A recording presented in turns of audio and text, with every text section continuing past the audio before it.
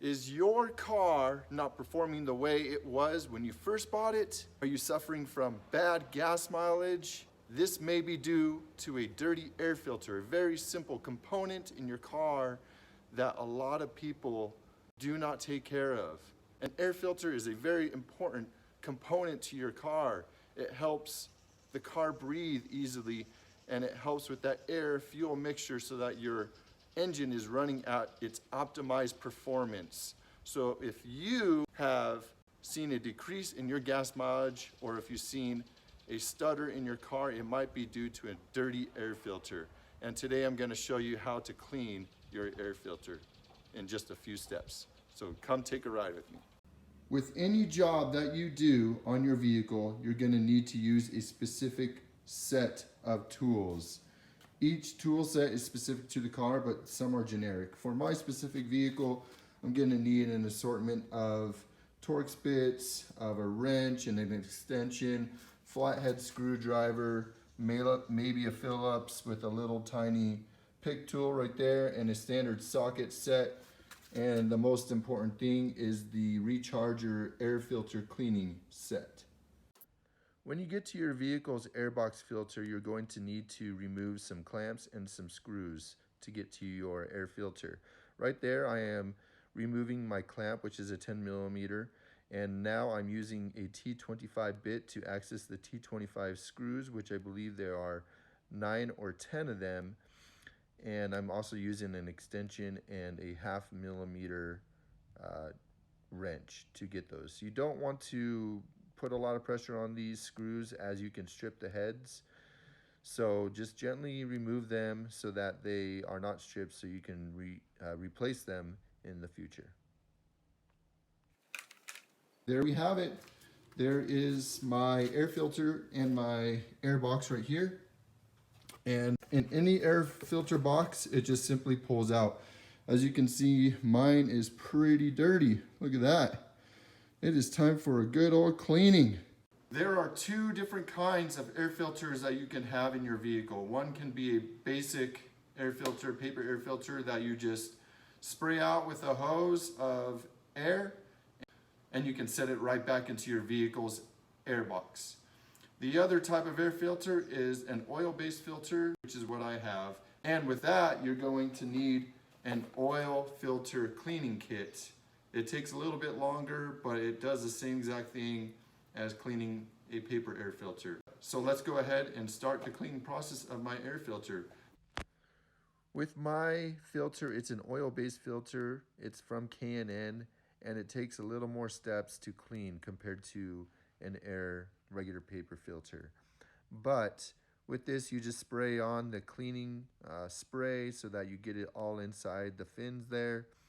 And then what you're going to do is wait for that to penetrate the filter itself so that all the gunk cleans out.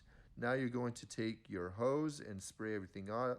As you can see here, if you zoom in on your phone, your laptop, or whatever device you're using to watch this video, you will see how much junk and gunk, and there were a bunch of bugs and dirt and debris that came out of this air filter. It was very, very dirty. So this cleaning kit really worked really well. Now I'm pounding it on the ground, making sure that the fins are not being damaged, but this also releases a lot of the gunk that's deep inside those fins. Then you'll want to also spray it off right here like I'm showing, and then pound it off a little more. You're going to want to repeat these steps afterwards if you still feel like you didn't clean the filter enough, but it's not always required to do this. Right now I'm just spraying it off and spraying off the driveway so all the gunk isn't on there, and getting all the water out for it to dry. Once it's dry, I use the actual oil to spray onto the filter itself. What this does is it coats the filter so that the debris that comes through your air box when you're driving gets caught in there, and it allows the filter to breathe a lot better. So you're going to want to do a heavy coat on that.